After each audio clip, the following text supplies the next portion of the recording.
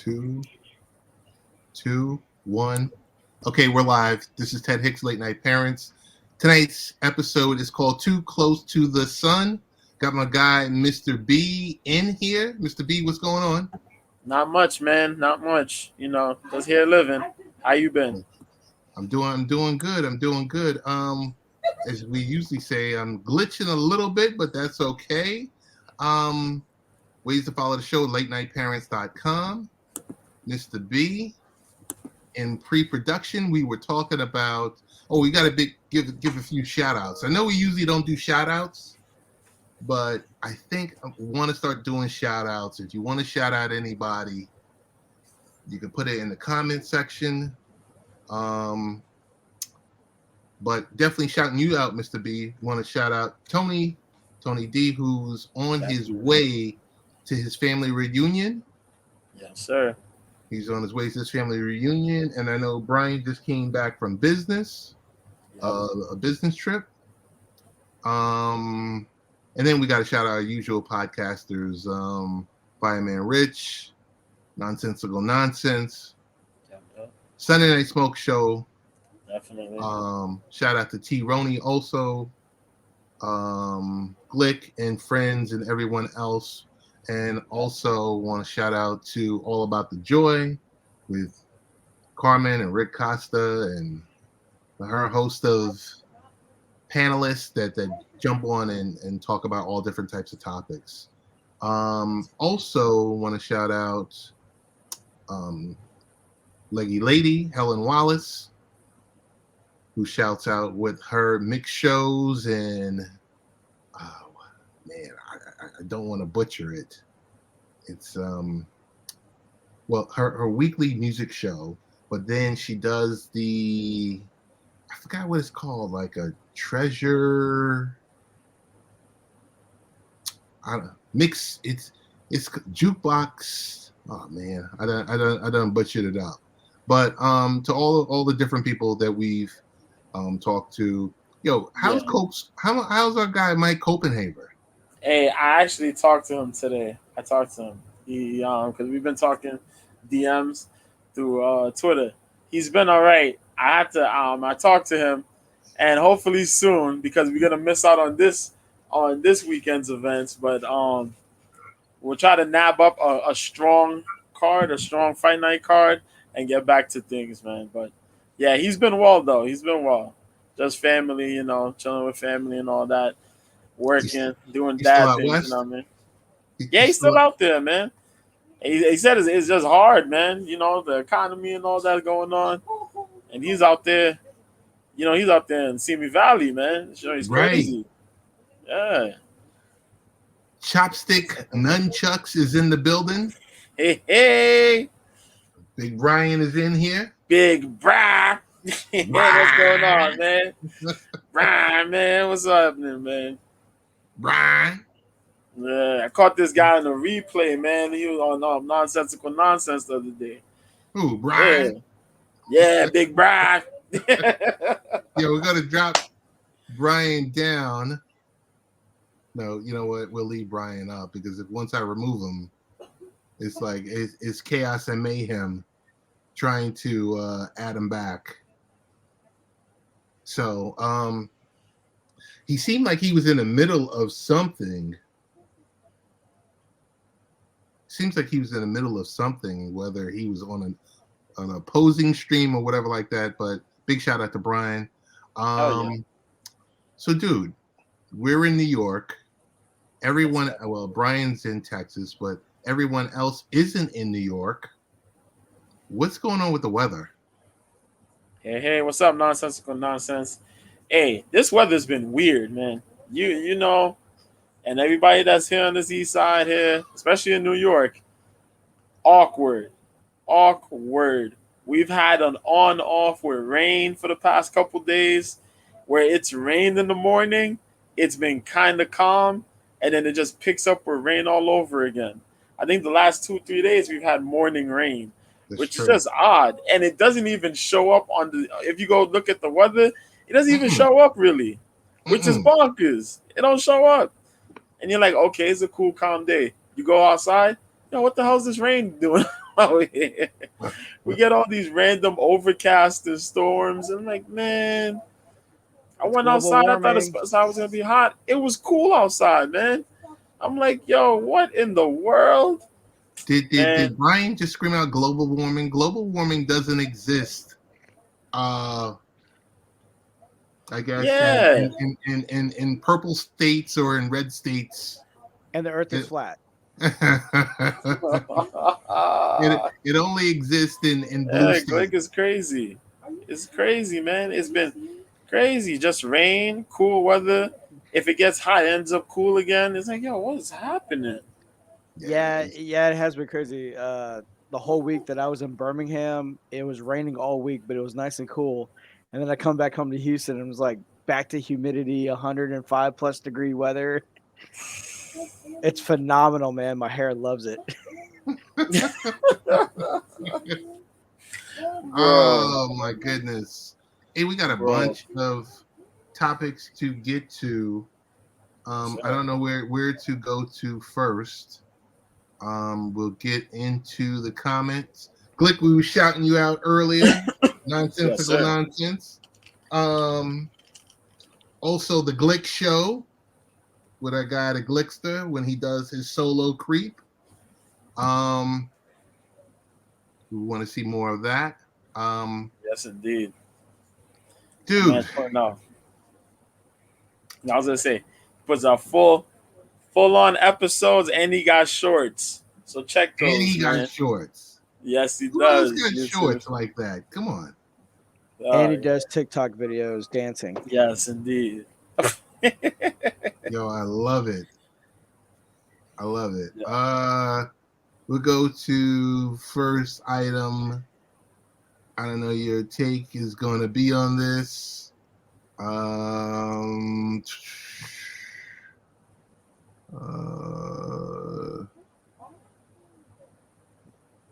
Dude, hip hop is 50 years old.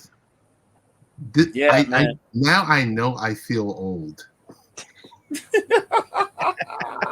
Hip hop is 50 years old, dude. Yeah, Come on. man. Come on. Yeah. If it makes you feel any better, we're all older than WrestleMania and MTV. Yeah, that's true. That's true. And But MTV. it's a combination of growing up in the 80s and all those, all your, I guess, your favorite stars in the 80s, hopefully they're still around, but it's something because there were concerts everywhere. There was, especially in New York, there was an 8-hour concert put together by Mass Appeal, which is run by Nas. It's a label. They made the live stream at Yankee Stadium available for everyone, which I thought was a smart move. Yeah. Yeah. Which I thought was a smart move. So a lot of old school, not really too much new school, but I guess I'll ask, what's your favorite hip hop artist or act or group? Big Daddy Kane. I've been like, I've liked Wu-Tang. Wu-Tang's been my group for years.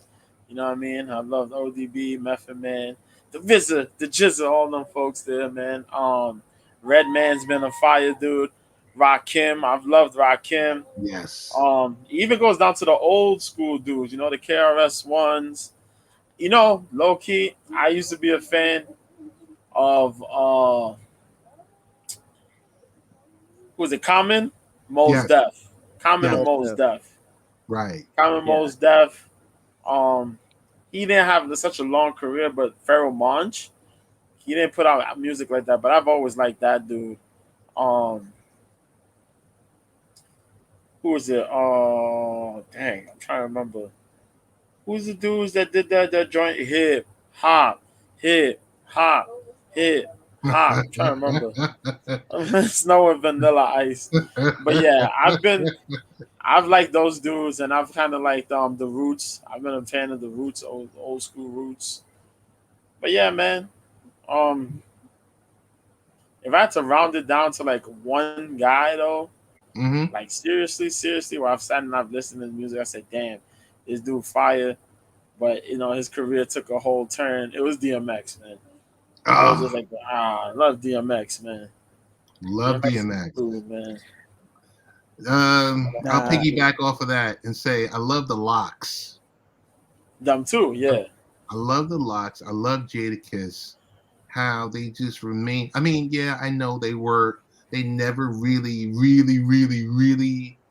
made it to mainstream, but everyone knows them. Yeah. Everyone knows them. Yeah. Yeah. Always loved KRS-One. Who else? I'm gonna call out. I love Brand Nubian, the first iteration of Brand Nubian. Okay. I love the first iteration of Main Source. He gonna not the Davey D Main Source. No, excuse me, not the Mikey D Main Source. Okay. But Large Professor Main Source. EPMD. Oh yeah. Long Island. Yeah. And of course Nas. That's Queens. So yeah, it's 50. They, like I said, a lot of different performances, a lot of wherever you can turn, it was being celebrated. And I'm like, you know what? That's good. Yeah. It's an art. It was something that was looked at as a flash in the pan. And shout out to PE, Public Enemy. Public Enemy. Yeah, boy. Yeah.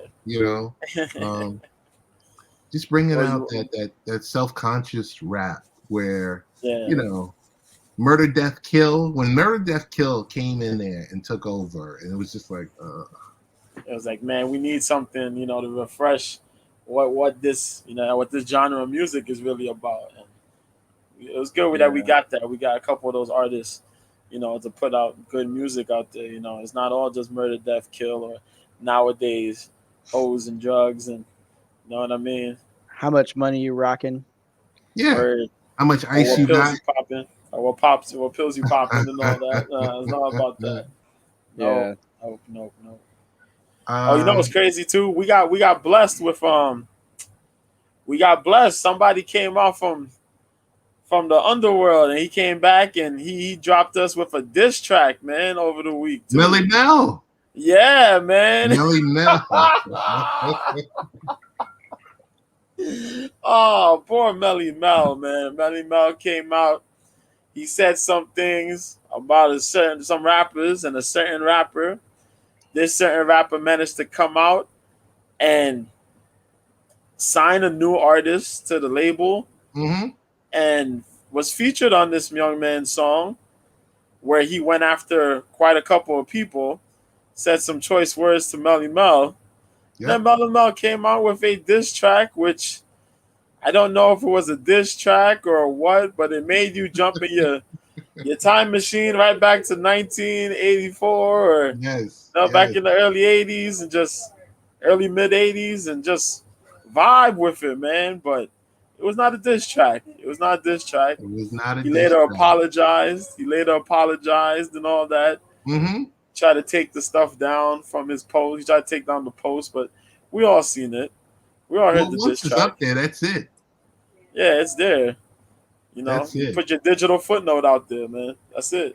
It's the minute someone could take a snapshot of it, that's it. It's over. And it's bad, man. It's bad because people that didn't even like M came out into M's defense and said, this was not what you were supposed to do, man. No. We even had Lord Jamar. Lord Jamar came out. Yeah. And defended Eminem and said this track was garbage. Man. Lord Jamar is a 5%er. Yes. I guess we'll switch. Any final thoughts on hip hop at 50? I mean, I'm glad to see it. Yeah, I'm glad it made it. Yeah, I mean, I'm glad too, like man. Yeah, growing up, I mean, like just jamming to Bone Thugs, Yes, NWA, yes, and then but all the other guys, but mainly like LL is the dude. yes. Ooh. I was all Nas, ba- I was Pac, all in Dre. I was all into LL then. Yeah, yeah. No, it's there was. I mean, the greatest thing about hip hop is there was so many different flavors of hip hop. There's so True. many different genres. Hey, Glick. See, I'm glad Glick brought up Tech Nine, man. Tech Nine is a dude I managed to listen to a little, I think a little before 2010 or so, something like that. Yeah, Yes, I listened to a couple of his tracks. Then he went independent, and he became big independent. That's when a lot of people started taking that whole the independent route and making your albums. Don't right. deal with no labels and make the what I mean, maximize on Yeah. the uh the freedom of being independent. Yes. Yeah, so a lot of people's taking that I route. You know mean, what I mean, the only music wise. problem with the independent route is your distribution. That's the one thing. Yeah, That's the only thing. yeah, It's well now, not so much with everything, right. mostly being digital, Yeah. but back then. Hey, got a question for you. Were you guys excited or not when you heard Shannon Sharpe is going to First Take? I think it was the worst kept secret. Not surprised. He's going there during the football season, Mondays and Tuesdays. I hope he's getting a bag. Yeah. Well, also too, he does his Club Shay Shay. Yes. Yes, he does that Club Shay Shay show. Yes, he does that podcast. You know. So the thing is, yeah, I mean, it's going to be a big pop for ESPN. I mean, Hmm. for First Take. I mean, it depends on how he distributes the Club Shay Shay because I think he's got like 2 million subscribers to Right. that Club Shay Yeah, Shay. he's solid. He's solid Yeah. with it. Yeah. He's got 2 million subscribers. But but with Um, but with him being on First Take, not surprising. I mean, because like when Stephen A. Smith discussed the whole fallout of the other show, I mean, he mhm, said, "Yeah." He goes, "I'd love to have him on my show." right, So it's kind of like almost a foreshadowing in a sense. Yeah. right. So you think the deal was already cut? Maybe. It's. I mean, I think last week we heard who has a bigger impact, Richard Sherman going to Undisputed and with Skip Bayless, or Shannon Sharpe going to Stephen A. Smith. I would probably say, yeah, Shannon Sharpe to First Take Yeah, because Richard Yeah. Sherman really is not as well known as Shannon Sharpe. Ooh, I gotta take a call. I'll be right back. I'm not gonna lie. It kind of shocked me that Richard Sherman jumped on with Skip Bayless, considering the fact that they've had some beef some years back. mm-hmm. He's tried to call Richard Sherman a clown and say that Sherman wasn't really one of the best, you know, coverage players, corners, in the Uh-huh. game. And Sherman has stats, and Sherman was one of the top players in college coming into the league. You know what I mean? So he kind of clowned this shit. He clowned the hell out of Skip Bayless the He couple did. times they've come across on during interviews and whatnot. And we seen Stephen A. just sit there every time. This dude gets clowned, Skip Bayless. Stephen A. is always in the corner and just watches. Like, it's always been funny to me. But yeah, man, I was kind of surprised by that move. I guess that's to attract the viewership because they're gonna want to know how that dynamic's gonna work. But yeah, with Shannon Sharpe jumping on the ESPN, that is a bigger deal, man. You're working hand in hand with Stephen A. Smith, and those dudes give you just total uncle vibes. So when they're gonna go on there, it's gonna be a wrap. And can you imagine Stephen A? Yo, I got Shannon Sharpe on the Stephen A. Smith show. You know, Shannon talking about, yo, we got Stephen A. Smith on Club Shay Shay. Right. And you gotta do, you know, little unedited interviews, you know, unfiltered interviews. It's gonna be good TV. It's gonna be a good TV. Big TV. I got a question for you. Is Shannon Sharpe the succession plan? I don't know if you watched the TV show on HBO Max or HBO Succession. Is he the succession plan for Stephen A. Smith if he goes off and wants to do a late night show or go into politics or of the like, anything of the like? Could you see Shannon sliding into Stephen A's role 5 days a week and heading it up? I could see that. The thing will be is that if that is the case, you gotta have to make it,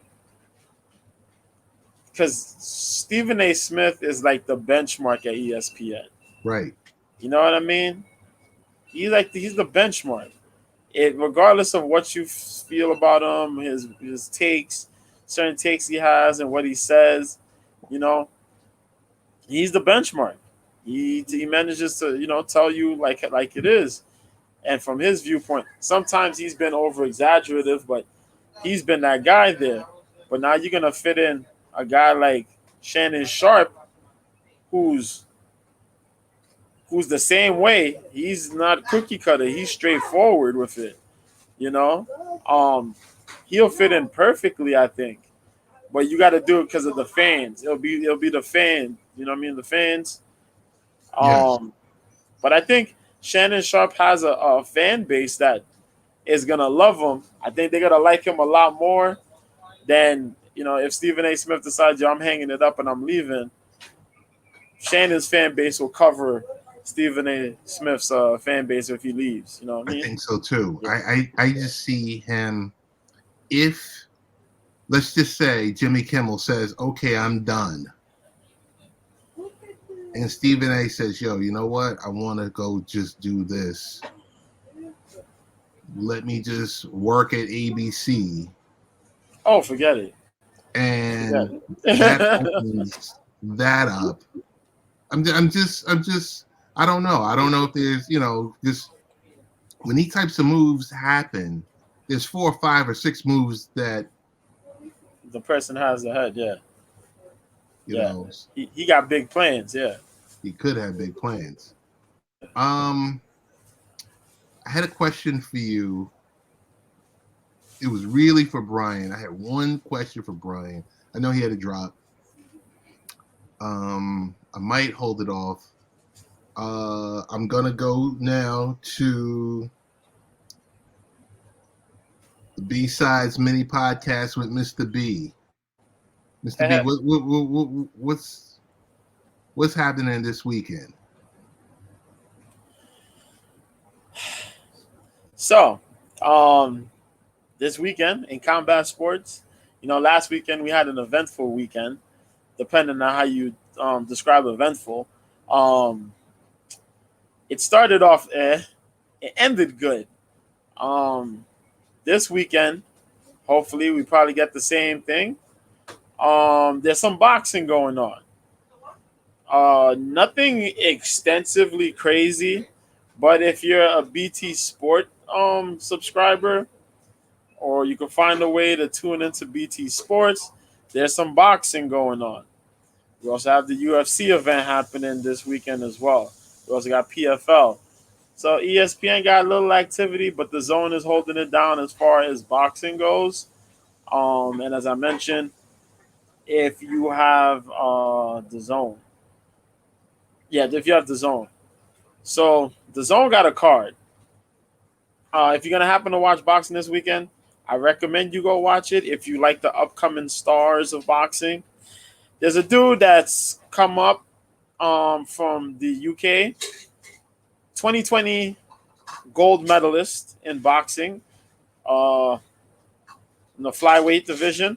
by the name of Galal Yafai. This dude is 4-0 as a pro right now, but he won the 2020 Olympic gold medal in boxing. He's won Commonwealth gold. He's won silver medals in the Europe. I'm thinking about the Europe. Is it the Europe Games or something like that, or the UK Games? But he's won 2 silver. Yeah, I think it's 2 silvers and a gold. Yes, he won a gold in the Commonwealth. Yeah, and he won gold in 2020 Olympics. Good southpaw boxer. Check that out. The card is brought to you by Matchroom Boxing, of course. But it's gonna be in England. It'll start at 2:00 on the Zone. That's on Saturday. There's also another fight. I mentioned that joint. That's gonna be on BT Sport. If you happen to be a BT Sport subscriber, you can check that out. As 14-0, Dennis McCann fights for the vacant Intercontinental Super Welterweight title against Ilnut Baluta. There you go. Who's 16-4. Good fight there. The card is a couple of up and comers too. Some good solid talent, but young talent. There's the British featherweight title that's gonna be defended in the co-main event. Well, fought for in the co-main event by the undefeated Nathaniel Collins out of Scotland versus Raza Hamza, who's 17-1 out of the UK. We also have Raven Chapman, who is 6-0. This is the ladies. Fighting Lila Furtado, who's out of Brazil, who's 8-0 for the WBC Intercontinental Female Super Featherweight title. The rest of the card is pretty solid with a couple UK talents and whatnot. That's going to be on both of those cards. There's one fight. This one, the McCann fight. Hold on, not the McCann. Yeah, the McCann fight is going to be on. If I remember, I think this is the Friday. This is Friday's card, so you might want to check that. Hold on, let me make sure. Yeah, this is Friday, which is tomorrow, 2:30. So if you have BT Sport, you can check that out. 2:30 p.m. Pretty good card. But I mentioned young upcoming UK talent. You know, UK boxing is pretty good. You can check that out. Along with that, there's some MMA. There's an LFA event. That's on Friday. That's about, I think, 8 or 9 o'clock Eastern on UFC Fight Pass. You can check that out. LFA 165. There's a hot prospect in the middleweight division that's going to be fighting in the main event by the name of Daniel Compton, who's 8-2. Really solid dude, man. Good wrestler, nice skills, super strong. He's going up against a dude who's 9-6 by the name of Renato Valente. Pretty okay guy. Nice talent to showcase what he's going to bring. The rest of the card is pretty solid. There's a dude who tried to get into the UFC, but he kind of lost by the name of Alan Bogoso. He's going to be trying to work his way back up and see if he can get back into the UFC as he fights 4-2 Christian Giovanni. The rest of the card is pretty solid. A couple Brazilian talents, local talents, and big namers. Some guys making some debuts. Nothing crazy, but you can check that out if you want to. You know what I mean? PFL got an event. PFL 8. That's going to be the semifinals for the women's featherweight tournament, which has kind of been, it's kind of been without Kayla Harrison fighting in the tournament. It's been kind of I ain't gonna lie. Kind of miss Kayla. I miss Kayla. No fighting in the PFL is kind of whack. But you also got the heavyweights that they'll be fighting in the semifinals. There's going to be some talents that are going to be showcased on the card in the prelims. Kaylin Neal, who was on the Ultimate Fighter during the Juliana Pena, Amanda Nunes season. She's going to be fighting on the card. Satoshi Ishii, who was a gold medalist in wrestling in the Olympics a few years back. He's showing up back to the organization to fight. So we have in the semifinals Marina Maknatkina, who's a 7-time Sambo champion specialist, fighting Amber Leibrock, who shown up, managed to get this far in the tournament, took a hard loss against Larissa Pacheco, but is looking to bounce back and try to get into the finals. It was a good matchup. Dennis Galtsov, who's made it so close to being in the finals, but always loses. He's going to be fighting the fill-in by the name of Jordan Heiderman, who tried out for the same season, the Juliana Pena, Amanda Nunes season of The Ultimate Fighter, and he kind of got pretty far, but then he got eliminated. He's come in to fill in for a spot, and now he has an opportunity to make it to the finals and possibly win $1 million. Good wrestler, good collegiate wrestler, has improved a little bit on the striking. We'll see how that works. Larissa Pacheco, who's been last year's lightweight champion, is showing up here in the semifinals. So far, so good. The jiu-jitsu blend with improved wrestling and her heavy hands. She's improved her striking so much, yo. Just really impressive. She's fighting Olena Kolesnik, who's 9-5 out of the Ukraine. She's looked good so far. She did miss weight for this fight, so she'll be giving up 20% of her purse. If this was based on points, she'd lose a point for missing weight. But since it's the semifinals, all you got to do is win and you're in. We'll see how it turns out. And Henan Fahea, who's done good so far, is fighting Maurice Green. Maurice Green was on a season of The Ultimate Fighter. He fought for the UFC for a couple fights. Training partner of John Jones, trained the Jackson Wink. The UFC cut him. He came into the PFL. So far, so good. He's in the semifinals here. If he could win, he makes it to the finals. Let's go. But you're not here to hear me talk about all that nonsense, Ted. You asked me for a mission. Here we go. UFC 292. Aljamain Sterling, your current and reigning bantamweight champion, undisputed UFC bantamweight champion, faces the number 2 guy who has came out from out the blue, making his debut back in 2017. Actually, no, he fought for his contract in 2017 and won it on the first ever seasons of the Contender Series. That's also brought to you by Snoopcast. If you ever caught the Snoopcast version of it, I recommend you try to get that if you can, because they did the two. They had the regular commentators, then they had Uriah Faber and Snoop Dogg doing Snoopcast. That's why Snoop got fired after the first season, because he was saying some things about the fighters. He'd be like, "Oh my God, that sucker got his, he got whooped." Explicitives. There's a lot of explicitives. Plus, you gotta understand, they were sipping on some Old Bay gin and juice. They were literally drinking gin and juice. Getting turned up while watching the fights. And he was just being like how we all are when we watch fights. Right. You know what I mean? And some fighters took offense to it, so they had to let him go. But I think he's invested in the UFC. So he's been there, and he's done voiceovers for some of the video games. Okay. Yo, what up, Tony D? What up, dude? How you doing? Tony D in the chat. Tony D in the chat. Yo. But yeah, man. He's managed to show up. He's won a lot of fights. He's lost one, but he's managed to bounce back from that loss. And he's going to be fighting for the title this Saturday, live in Boston, man. Boston, Massachusetts. Yes, sir. This is a 12-fight card. 6 of these fights will be on the prelims starting at 6:30. If you got a UFC Fight Pass account, you can catch those early prelims. If you got an ESPN Plus account, you could definitely catch that, man. Oh, my God. Hold on, Brian. I'm going to get to that real quick. Brian has a comment, and it says, thoughts on the Power Slap League?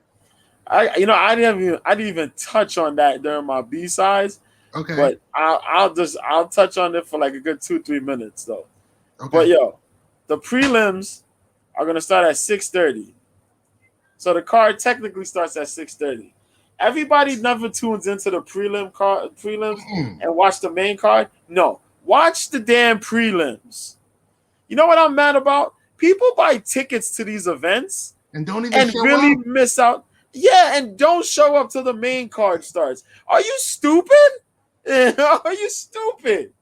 Man, the prelims have so much action. But yo, there's a lot of fights. There's 6 fights on the prelims.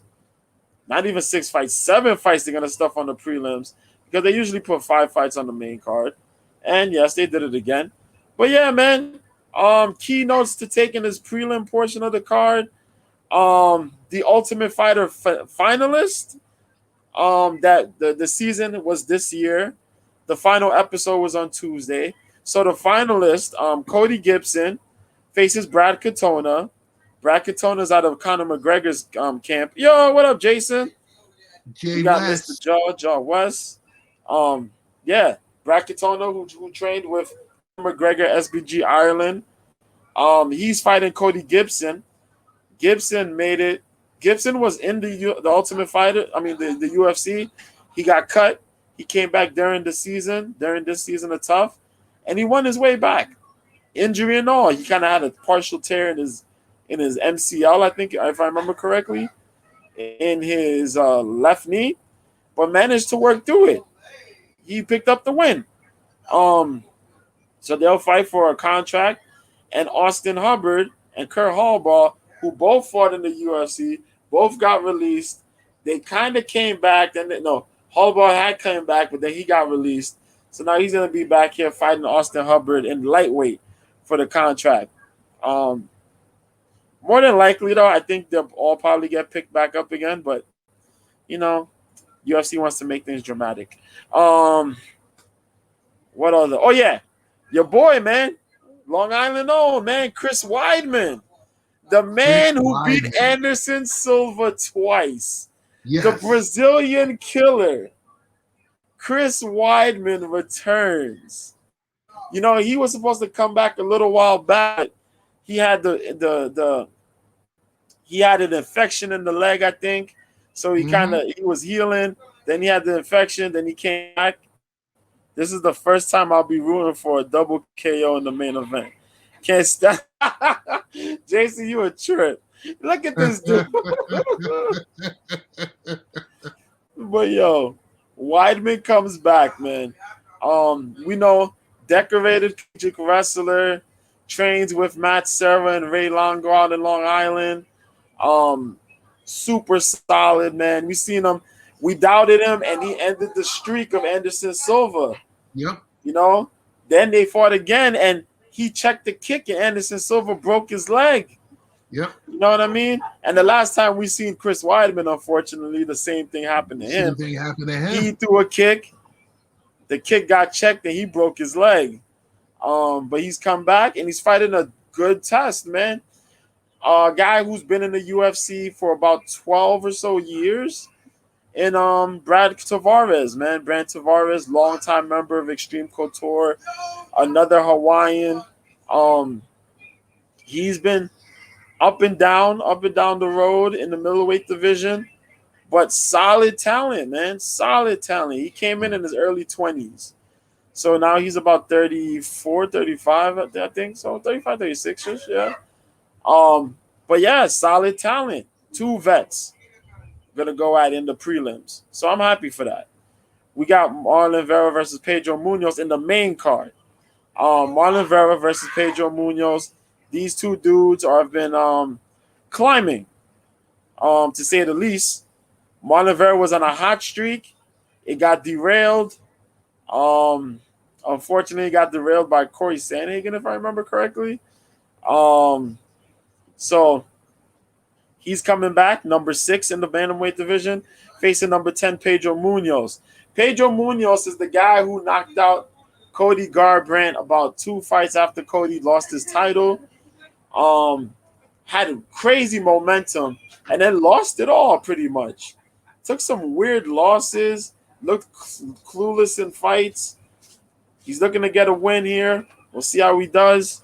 We also got Mario Batista in an interesting bantamweight bout because he was supposed to face that same guy, Cody Garbrandt. Cody Garbrandt got injured, so he pulled out this fight. And a guy that we seen fight last weekend, last Saturday, is going to be fighting this Saturday on the main card portion as Damon Blackshear comes out of nowhere with the third ever twister submission in UFC history. Comes in here on late notice, riding that momentum to fight this guy, Mario Batista. Now, Mario Batista is no joke, no slouch. Takedown defense is pretty solid. His striking is ill. But Blackshear may have the recipe with that wrestling and jiu-jitsu mix. And his strikes, while he doesn't have a crazy level of volume, pretty damn effective. And his ground and pound, you don't want to deal with that. So, good matchup there. We have Neil Magny. This is one of Jason's favorite fighters, Neil Magny, at number 11. Signed to fight to get a fight. He signed to get a fight, and they put him on the main card here. He's facing number 13, Ian Machado Gary. Now, for folks that don't know Ian Machado Gary, because he got married, so they do the sharing of the last names. Coming from Cage Warriors, he was the Cage Warriors welterweight champion. Got called into the UFC. He's from Ireland. He carries that same Conor McGregor wave. He's a young guy, but he's not a goofy guy. He's a very smart guy. And so far, so good as far as these fights have gone. His skills have developed quite a bit better. He's been more comfortable, and that's led to a lot of finishes. The last 3 fights he's had as finishes. And the last guy he beat was a tough SOB in Daniel Rodriguez. He finished Daniel Rodriguez in under 2 minutes, if I remember correctly. Under 2 minutes. Nasty. But yeah, man, Machado offers crazy footwork, a really solid kickboxing game. But we haven't seen his jiu-jitsu, but his jiu-jitsu's good. But we haven't seen it in the UFC yet. But if there's anybody who's frustrating and could take your hype right away from you in such a boring manner, it'd be Neil Magny. So we're going to see if he could pass this test. He passes this test, he's ready for top 10 ranking fights. We also have the co-main event. Long live, what is it? We got, what is it? What is it in China? It's capitalism, right? What China lives under? What China live under? Communism. There you go. Long live the. There you go. Why I say capitalism? I know it's the other C. There you go. Weilei Zhang out of China. There you go. Long live communism. There you go. I don't want to say that because I would say the other thing, but that's disrespectful. Yes. But yeah, strong champion is Weilei Zhang. She just won the title from Carla Esparza, who was the first ever strawweight champion. She's being a litmus of who's who. She's only had, if I remember, 3 losses. Her original loss in her debut and 2 losses to Rose Namajunas, which is crazy that you could think about that off the top of your head. She's facing number 5, Amanda Lemos. Now, Lemos debuted in the UFC as a bantamweight, a 135er. She ended up cutting down to being a 120, hopping between 125 and 115. She found her piece in 115, which is strawweight. Now, Tulsi Gabbard's favorite fighter. That's correct. That is correct. Tulsi actually managed to help Weilei Zhang travel to the States.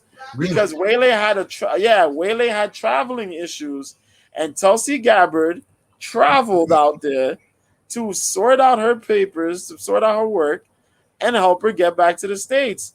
And she managed to get to the States and win that title. Crazy, right? Yeah, that happened. So yeah, really amazing story. You got to check that out when you get free time. But yeah, she's facing Amanda Lemos. Now, as I mentioned, Amanda Lemos been dancing through the divisions. She's managed to find her piece at strawweight. She is a huge strawweight. Nothing she throws is light. Everything comes with a thud. Everything comes with a smack. And if you're not careful, you're going to sleep. Problem is, if you could get her through the first round, things get rocky. She carries big power, but her gas tank is somewhat questionable. And this will be the first time she's in a 5-round fight where if she ends up being stuck in the 3rd round or so, we may see trouble for her. But big power, crazy good jiu-jitsu skills. We'll see how it rounds up if Weili could take that force, or will Weili bring her own force? Because Weili is a multiple-time kickboxing champion. She's won titles in MMA and other organizations. She's also a Sancho champion, which is Sancho karate. Is like a kickboxing, is a kicking base.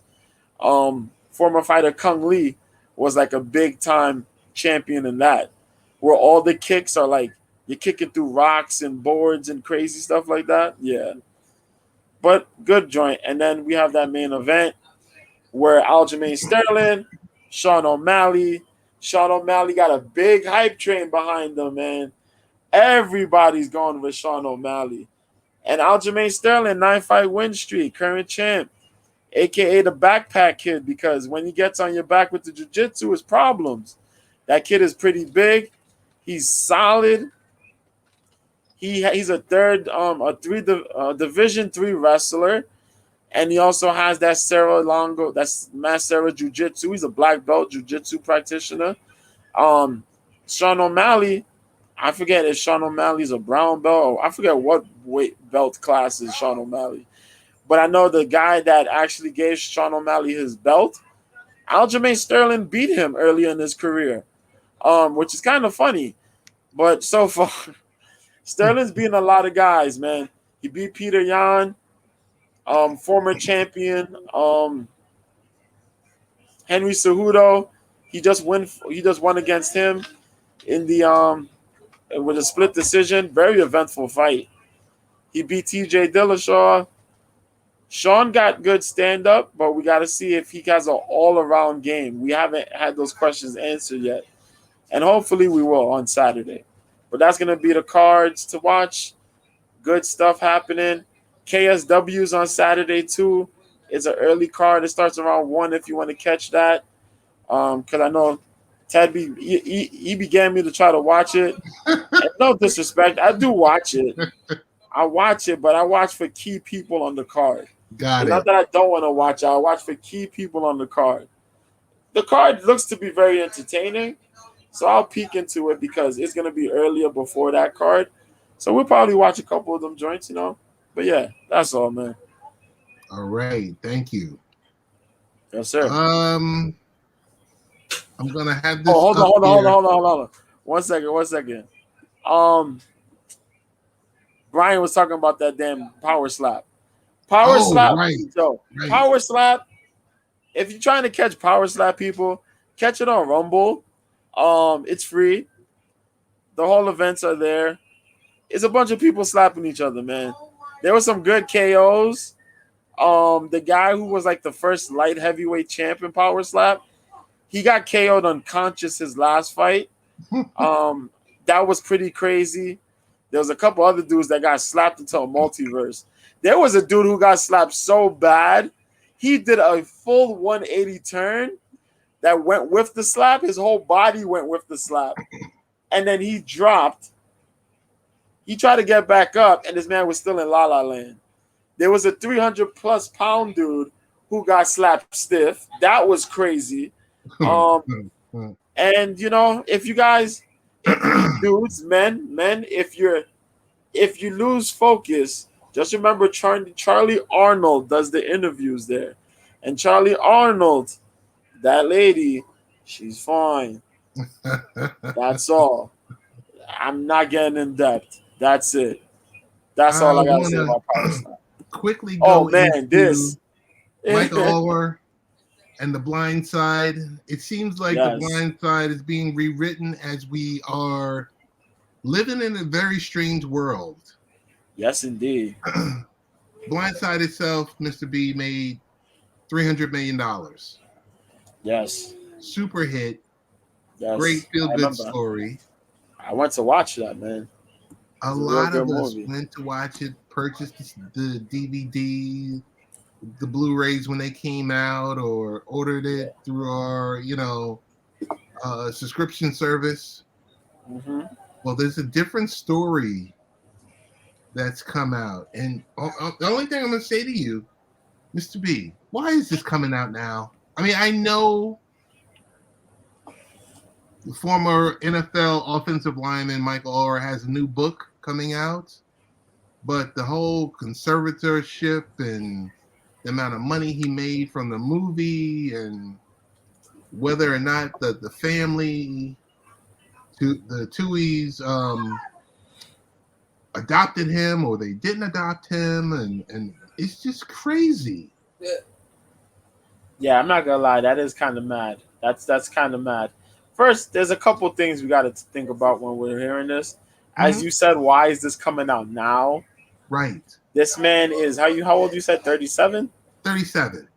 37 years old. He's finding out about your conservatorship.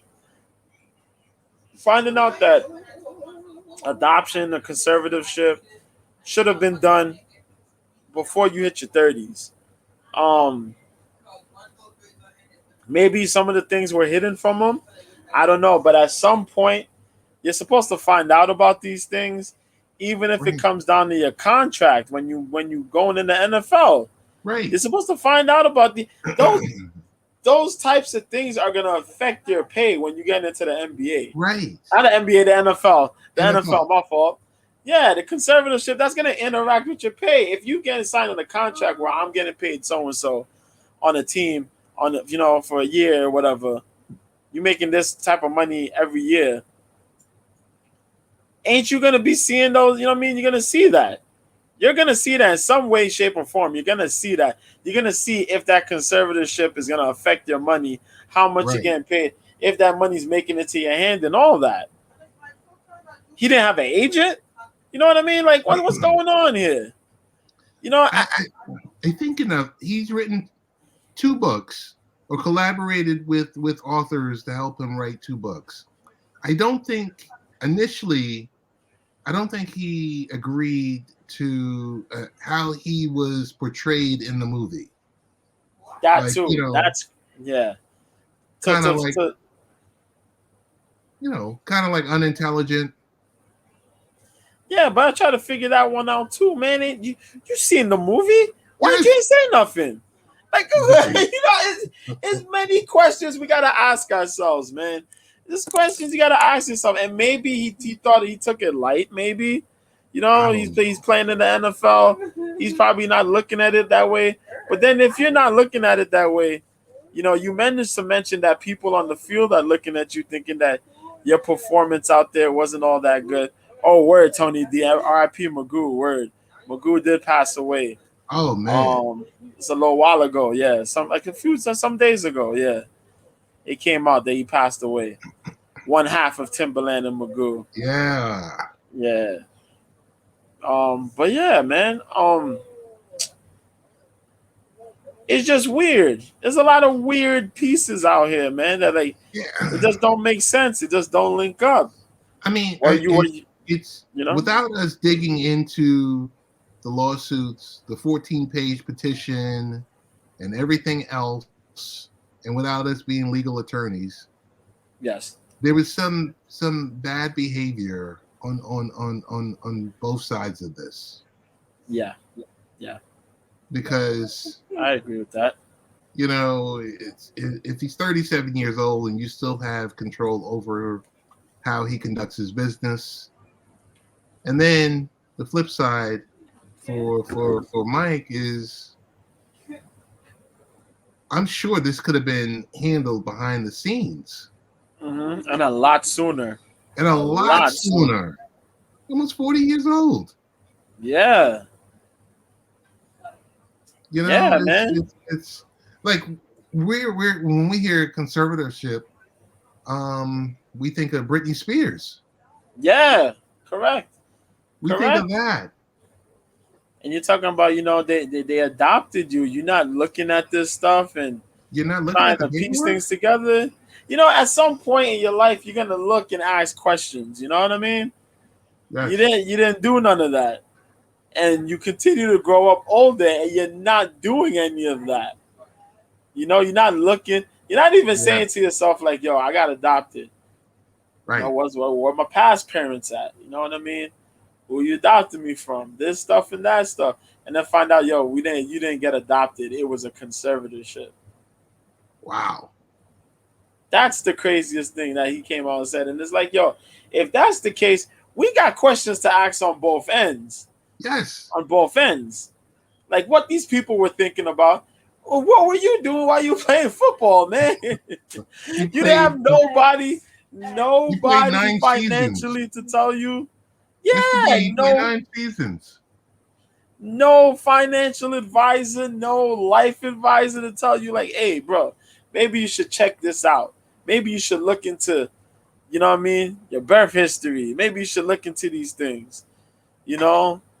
Where's this money going to? Where is this money put into? Where is this going to? They made a movie based on you. They made a movie based on you, and you didn't get your share of that?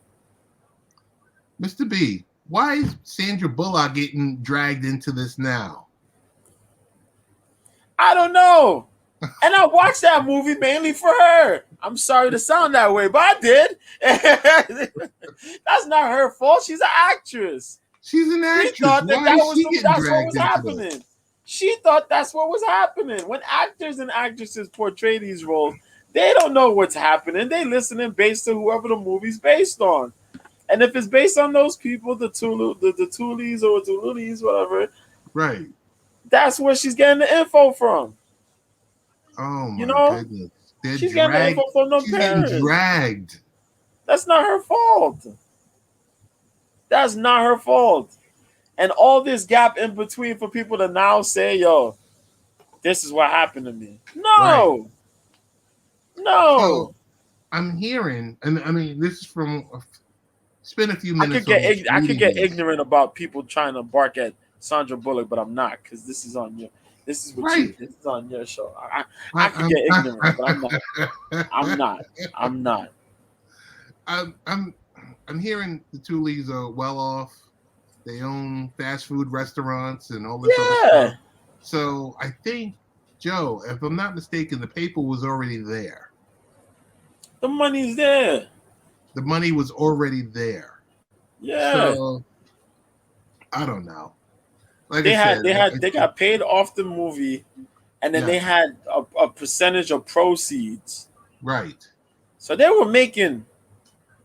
Whew. Yes. You know what I mean? And the son and the daughter were making money off of this too. Yes. So it's like crazy. It's crazy. It's a mess. Painful. It's a mess. It's painful, and you think about this now, and I'm just like, oh my goodness. I can't deal.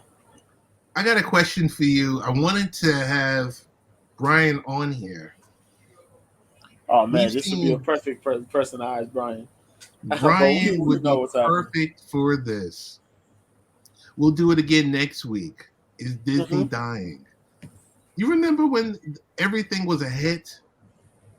You remember every movie they dropped, whether it was animated movie, live action movie, you name it, was like, if it wasn't $1 billion, it was close to it. Yeah. Original idea movies, yeah. Original idea. I think you just said you said the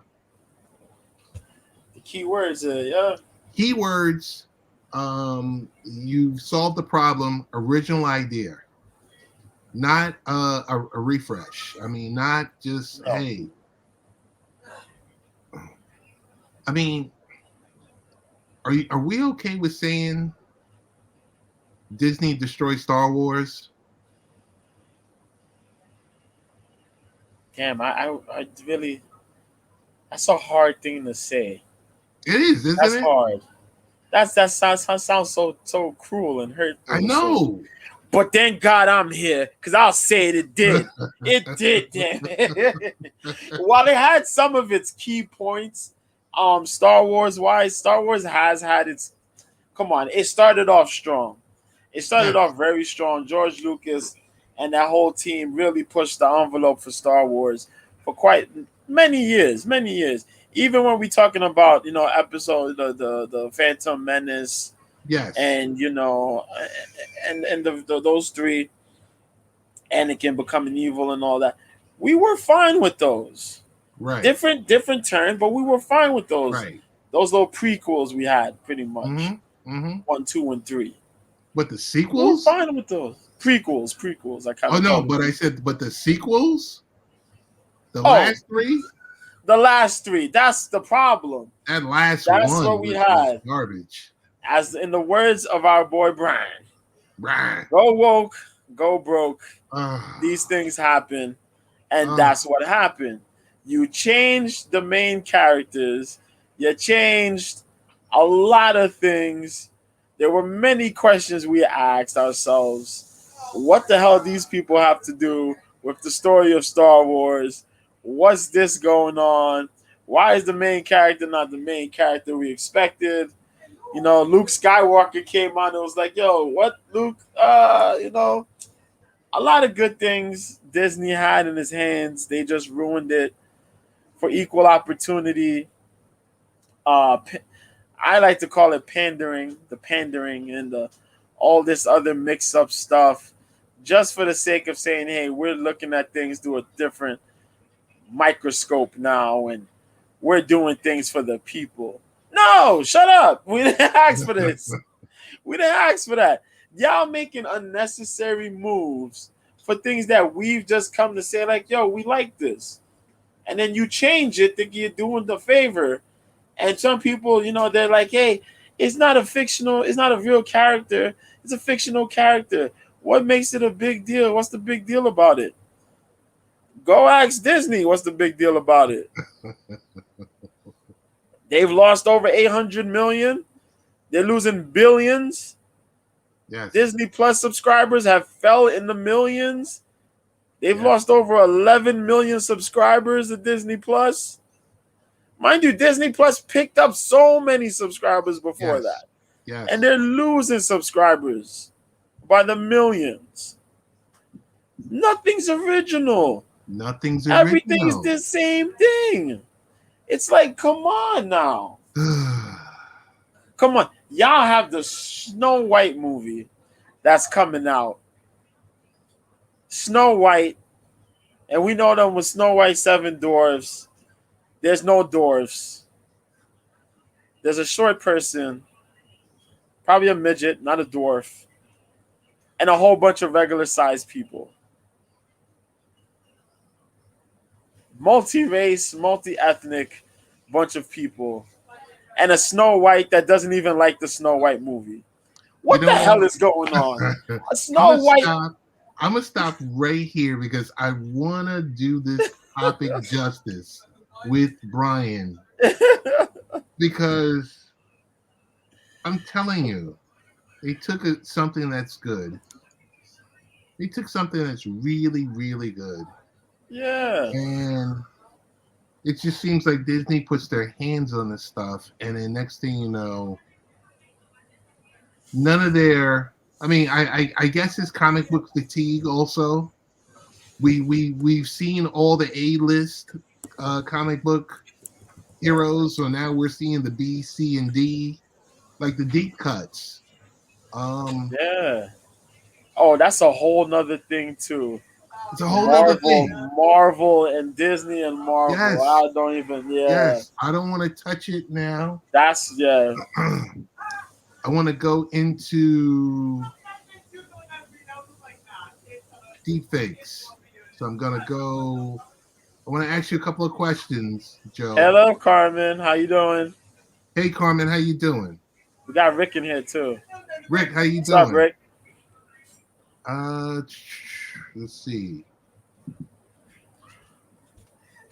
Question for Joe. We produced this article a few years ago, September 10th, 2020. Can you spot a deep fake, Joe? Excuse me, Mr. B. Either or. So a few years ago, Microsoft Video Authenticator came out. It's a tool that can assess the likelihood that a video is fake. And, so just in case you've been under a rock, deepfakes are fake videos and media created by AI. These videos superimpose a person's face onto another person's body or create a completely fake video of a person from scratch. Deepfakes have extended to audio and the ability to create statements using a person's voice. So we've seen all along former President Obama. Yes. There's that video that with from years ago. We won't go into that. So I don't want to get banned. But you go to the website, thispersondoesnotexist.com. You click on it. Now, each time I refresh, there's a different computer-generated image. Guess what? These people don't exist. These are all artificial intelligence. Wow. That's what people have been managing to do, man. They've managed to do that to scam people and do other nonsense. This deepfake thing has gotten crazy. This deepfake thing, it's been funny in some cases, but it's gotten real scary, real creepy. We're talking about people managing to work their way into taking your identity and doing a whole lot of weirdness. Yeah. We're using deepfakes to catfish people. We're using deepfakes. Yo, people have managed to use deepfakes for adult content, man. Yeah. It's getting out of hand. Are you seeing all these images? It's getting out of hand. You seeing all these different images? Yeah.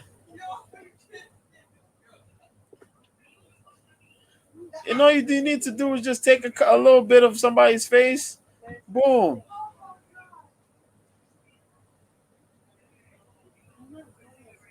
Okay. And some of them, they blend them really well. Some of them you could look and see, and some of them they blend well.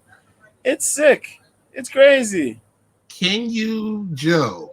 This is usually where we would ask the question to Tony. I can't see the comments right now.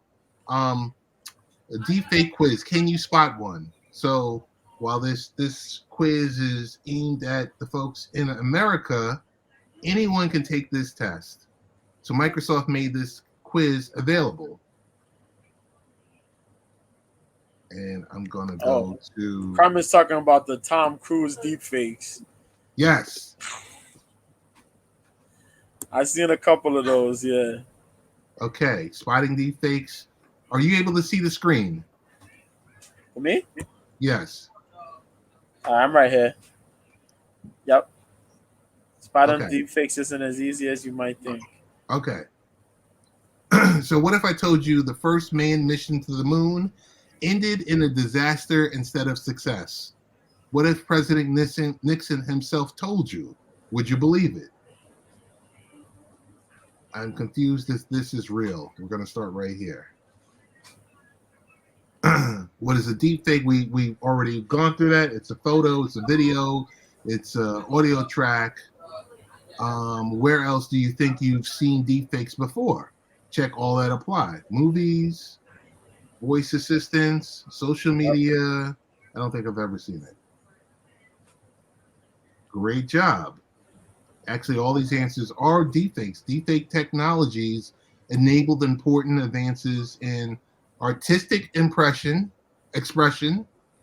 filmmaking, which is a huge problem, which is a part of the reason why there's a strike going on, education, accessibility, and even historical or forensic recreation. However, as we see it, this technology can be used to mislead, misinform, or cause harm. Joe, deepfakes can come in many forms. What forms can they take? Photo, video, audio, or all the above? From what we've seen nowadays, I think it's like all the above. Because don't they have AI deepfakes now? Right, correct. It's all the above. What are the terms? They're specifically created to using artificial intelligence. So, however, we may heard the term cheap fake, shallow fake to describe other types of manipulation. Which of the following examples are cheap fakes? Slowing down a video, enhancing a color, replacing audio, editing out an important section of a video. A cheap fake? A cheap fake. I say enhancing color. Slowing down the video, probably editing out the important section of a video. I would consider that. Okay. Oh, cheap fake is relatively new, but editing photos, videos, and audio is not. It's probably just showing a certain part of a specific video.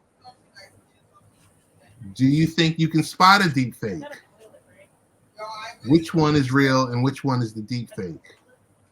Photo A or photo B? Photo A or photo B? A or B? damn, that's tough. I'm gonna take A. I think A. What do you think? I'm gonna say A because I can see this is a little warped right here. I'm gonna go for A. Correct. There you go. Are you up for the challenge? Don't be discouraged if this is hard. Better character development, I think. I think it's good for that. Helps to take the storyline to the next day as well. So it's good for writers. Probably. Or B. Better character development, I think. I think it's good for that. Helps to take the storyline to the next day as well. So it's good for writers. Probably. I wouldn't even know which one to choose. Play the first one again. Better character development, I think. I think it's good for that. Helps to take the storyline to the next day as well. So it's good for writers. Probably. Play B now. Better character development, I think. I think it's good for that. Helps to take the storyline to the next day as well. So it's good for writers. Probably. That's crazy. But I think B. I might be wrong. B is real or A is real? B is real. Well done. You know, it's the way it looks. It's tough. It's tough, but it's the way the video looks. It is it's tough. The way the video looks. The way to tell that one. I'm urging all Labour members. If you watch video games enough. Oh, it was A. I mean, B was real. B was real, Carmen. Supporters to consider people before privilege and back Boris Johnson to continue as our Prime Minister. A Prime Minister that works for the many and not the few. That was okay. I'm gonna say video A because not quite. Not this guy, Boris Johnson. just been to see Her Majesty the Queen earlier on, and she agreed to dissolve Parliament for an election. And I want you to know, of course, that I don't want an early election. No one much wants to have an election in December, but we've got to the stage where we have no choice. I think that's real. Nicely done. So is trust enough? Imagine a person who stays up to date on current events through news sources they trust. What can they do to minimize the negative impact of deepfakes? Do we even trust the news anymore? We don't trust the news no more because we already understand that the news will perpetuate a narrative to have people still running amok and causing mayhem. You know what I mean? We've seen it. We've seen people leave these news stations or whatever, whatnot. We get our information just by looking and researching ourselves, man. So what can they do to minimize negative impact of deepfakes? Only believe stories that come from sources they trust. Don't share or watch shared videos on social media. I think we might be onto something there in number 2. Yeah. Don't believe any news that comes from a biased source. That's very true. Think about the broader context of media they see. Which one would you choose?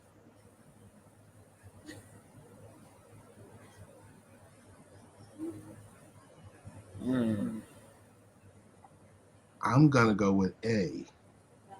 Are you okay with A, or you're not sure? I'll go out on a limb. Or do we go with D? Think about the broader context of media they see. I think it probably come from either A or C. The first one or the third one. Okay, we'll go for C. It says not exactly.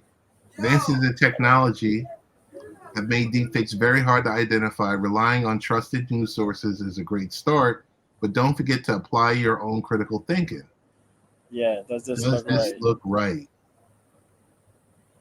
Reasonable doubt. There you go.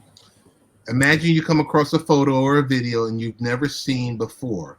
What cues should prompt you to think more critically about the context of the photo and video? You experience a strong emotional response or gut reaction, outrage or extreme validation. You notice words or actions inconsistent with what you know of a person or organization, or overall things seem too good, too bad, or too outlandish to be true. What do you say, Mr. B? I can't see anyone's comments, so I will read the comments right after this. Any take on it?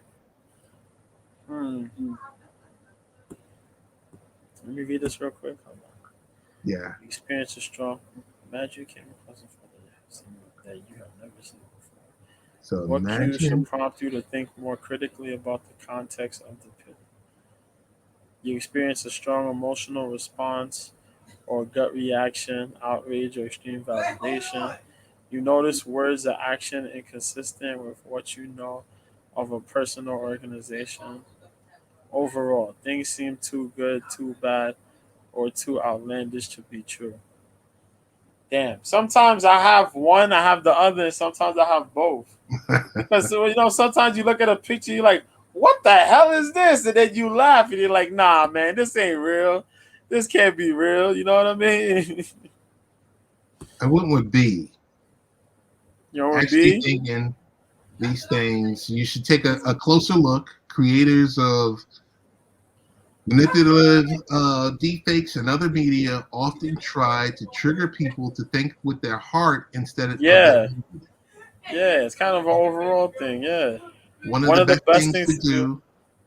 Go ahead, Mr. B. Yeah, it's monitor how you're responding emotionally to a video or photo, and if you have a strong response, ask yourself why the creator of that media might want you to feel that way. That's very true. That's how a lot of things have happened nowadays. Don't you see sometimes they post things, or Yeah. they or people put news articles, and people Yes. get upset, and then when they find out the truth, then they're like, "Oh my God," you know what I mean? So, in a way, it's kind of a mix of, you got to think, but sometimes like the response, you gotta when people get emotional, that's when you're blind. You're officially blind because you get emotional to it. You don't want to hear nothing. It just got you in your feelings, and that's it. You're just gonna respond emotionally. That's it. It's over. Nobody's gonna tell you nothing. You're not even When gonna you try to come sit back and listen. when you come across, so what can you do when you come across a potential deep fake? And the first thing you should do is stop and think. What are the potential next steps you should take? Shrug and accept you're helpless and can't trust anything anymore, Brian. Share on social media anyway? No. Compare the media to other reports. Share on social media stating that it's a fake. Why, if it's a fake, why would you share it on social media? People do that. You see Twitter. Oh God. Exactly. People would take one thing and they run with it. They run blind with it. That's always something, man. I take it and compare it to something, to the media, to other reports. That's what I always do. I do that with Perfect. MMA. Yeah, you always do that because that's what you do, and make logic of stuff, not just get upset. There you go. And I'm that's telling you, our deepfakes take. are a creepy thing, man. Deep Be fakes careful, are. everybody, Oh my goodness. because Carmen, they can thank take your you photo and for. make a deep fake out of it. Yes. They take your regular photo. You're not even moving your mouth, and they turn that into a whole Yes. moving This object, and all this that. live stream itself could be your next deep fake. Word, man. And don't share videos on social. No, never want to do that.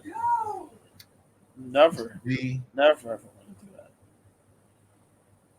Do that, but be careful. Be careful. Mr. B, what are we doing right now? What are we doing right now? What are we What are we doing right doing? now? What are we doing, man? Oh my I tell you, goodness. the world's a trip. You Yeah, gotta try to. the world's a trip. We don't trust anything or anyone. So much craziness happening in this world, man. Yeah. I gotta touch on your president real quick. I gotta talk about your president. Okay. He's my president too, so I gotta say our president. They have the situation going on in Maui, and so I heard that he's going out there and he's giving what is it? He's Homeowners. giving a He's doing something for homeowners. yeah, for people that for the survivors or whatever, the families. Yes. So what I've heard, I haven't ran with this yet, but supposedly he's giving away like $700 to each of the families out there, in Maui there. Okay. People lost their homes. I don't know how much that's gonna help. What's that gonna do? But considering what's going on in the world right now, probably do a lot more for those folks out there in Maui, man. Yeah, that's a tough situation. That's tough because if you've lost your home or if you're in a situation like that, you could see where the heart is, where they're offering something, but $700. So if you're home, let's just say, okay, we know the prices of homes nowadays. Let's just say you got a $500,000 home. Yeah.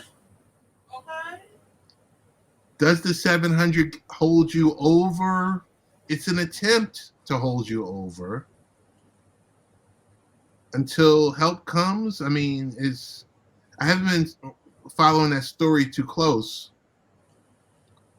Is FEMA there? When I picked up, man, they've been having some people rescued. There's some people that are still like chilling water side, you know, in the Mm. ocean. When the thing happened, people really moved and hid in the ocean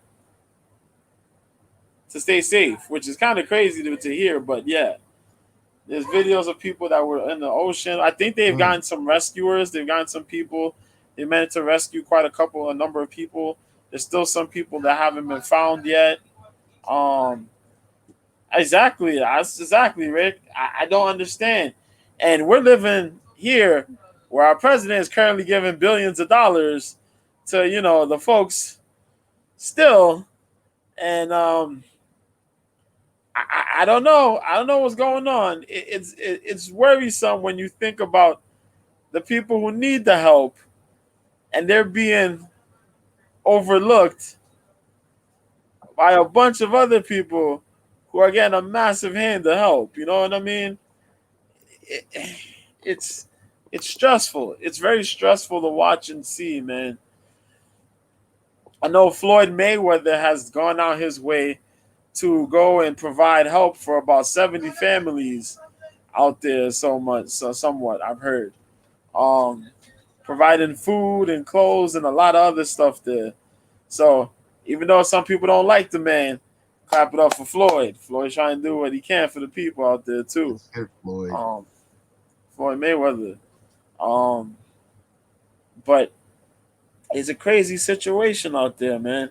It is. I didn't even touch on it. I didn't even touch on this, but I managed to visit a spot. I gotta talk to y'all about that separately, but I managed to see it for myself this week. There was one thing I forgot to mention, but I'll talk about it off air. But all right, it's kind of crazy. It's kind of crazy. I got to see it. I didn't take no pictures, but I got to see it. It's kind of wild. One, you tell us about that. I'll be back in 1 second. All right, but yeah, man. I think I can talk to y'all about it. It's actually over here in a spot called the Row, here in New York, where they have the migrants. We know we've talked about it a little bit, and I hate when we have to bring this up, but I have to bring it up because this Maui situation is insane. It's really insane that, you know, you think you're in Hawaii, you're over there, and it'll be the volcanoes that cause this kind of catastrophe, but it's Mother Nature that just comes out of the blue, and this madness just comes out and about. But, you know, Hawaii linked up, you know, the U.S., man. Like, you're supposed to look out for Hawaii, you know? And, but everywhere else, it's we got a lot to think about come election year, okay? Come election year, we got a lot to think about. I'm just going to say that. As far as this situation goes, it gives me more to think about come election year, you know? Yeah, that. But I was meaning to talk about the road. Remember I sent y'all guys a little link? I sent y'all guys a little while ago about that. Yes. I managed to pass by this place. Yo, I'm going to tell you something. Go ahead. If you are a New Yorker and you happen to pass by this place, you're going to want to fight everybody you see around there. I'm going to tell you straight up. You're going to want to fight each and every one of these people out there. Yo, you got to pray. You got to pray for the employees, the people who live there. Yes. Yo, it's madness. It is madness. Yo, we talking about there are people who are residing over there who are scared for their own lives about being over there. Mm-hmm. Because of the other residents. Yeah, it's not a good look. Yo, people, you got young kids turned up over there. You got. Yo, folks got to maintain the place, make sure it's clean. Other businesses have had to close early or close down because they're getting robbed. Yo, They're getting looted. Yo, I will tell you this. we're in the upside down right now. The world's in the upside down. I went last month, I went on vacation. Yeah. Before going to vacation, I sent you, Tony, and Brian, because we're on a iMessage thread. Yes, sir. I went into Target in Westbury, New York, and I mean, almost everything was locked up. And I was just looking around like, when did this happen? T-shirts, you want to get, white tees, boxers, briefs. Yeah. Everything's locked up in a case. Yeah. I went to local Walgreens. Deodorant locked up. The CVS right here in my neighborhood, a few blocks from where I'm at. The baby stuff is locked up. The cough medicine and stuff is locked up. Energy drinks and whatnot are locked up. The ice cream section is locked up, man. Come on, man. What is going on? I can't get me a pint of Talenti. I can't get my gelato. Come on, man.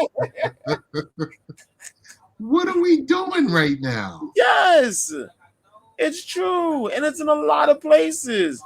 People are not playing no more, man. And all that stuff on social media we see, and people walking in with garbage cans and just knocking everything over into the garbage can and then walking out the place, and no one, I'm like, and initially I said, no, this is performative. That's right there. It's just, for viral clicks and everything like that. Everything is locked up. And I'm just like, when did this happen?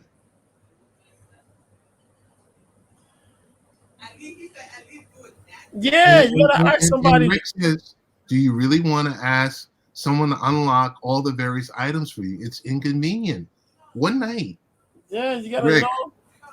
Rick, I'm gonna tell you this much. One night, my wife wasn't feeling well, so we didn't know. I wasn't sure, and I went to go pick up some Theraflu.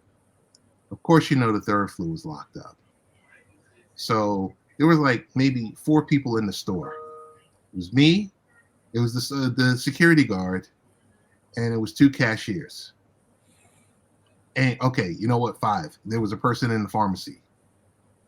So I had to ring the bell, have them come over, unlock the Theraflu, and I took a look at it and handed it back to the security guy. I said, do you want to take it up to the front?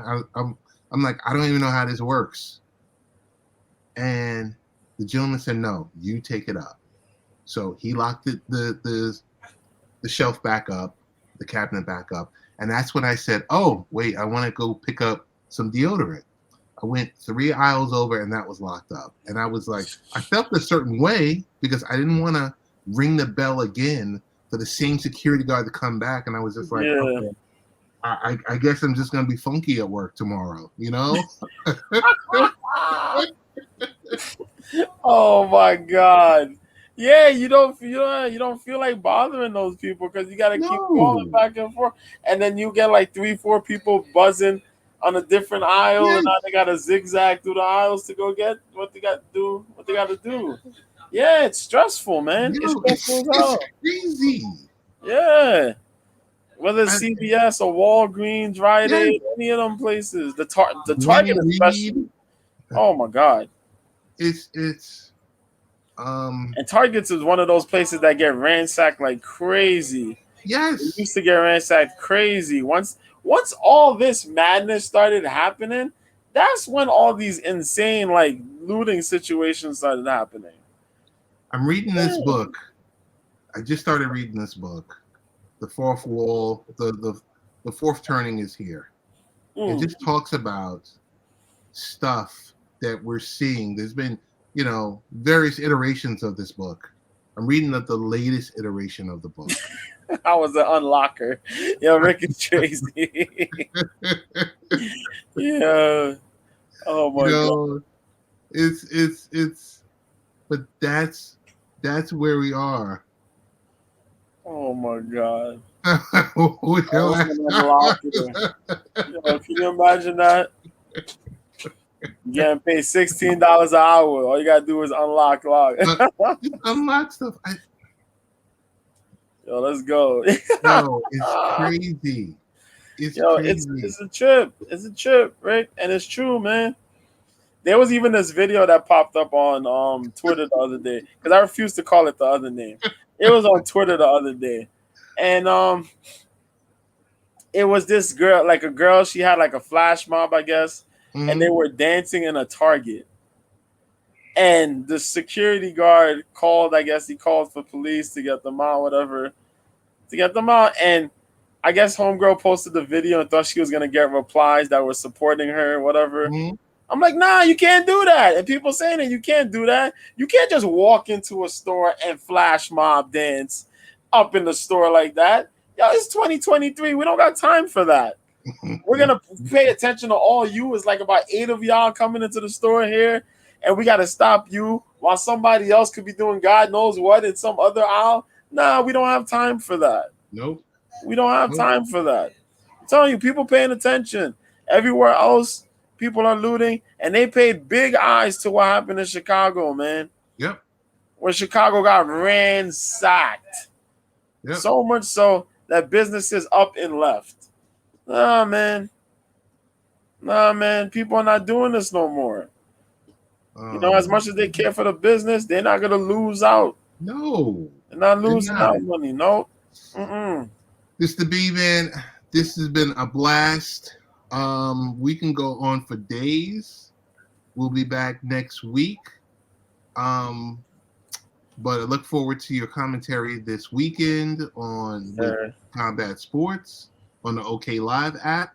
Yes, sir. But I do want to ask, if you want to follow you on social media, what do we do? Wow. Tony, you can find me on Twitter. I'm on Twitter because I'm not calling it the other name. New Year, same B at Mr. B 1986. I retweet and tweet stuff. Tweet fight info and random topics. You could DM me over there, ask me a question, and just say, "Yo, what's up, man?" And I got OK Live, man. It's an app. It's a international app. Not many English speakers there, but I got an English crowd out there. But yeah, I'm there whenever you need to watch fights or whatever. Watch them. I'm there to do commentary and conversate and answer questions and all that fun stuff. But it's OK Live, Mr. B, the same name. And then I show up on whoever's streaming. If they say, "Hey, bro, you got time?" I say, "Sure, yeah." And then we get on, and that's that, man. Got it. Want to thank Rick, Carmen, of course, Brian, Mr. Jay West West, up in here. Yeah, I'm gonna catch him tomorrow. Tony, Nonsensical Nonsense, the Glickster, and a whole host of others. Yes, indeed. Mr. B, definitely want to thank you for holding it down this week. No problem, man. No Brian, no Tony, no problem. But you can catch me on. That's the best part. Word. The best part. Oh, man. Yeah, I think we're out. All right, thanks. All right, then, guys. Good night. Peace out.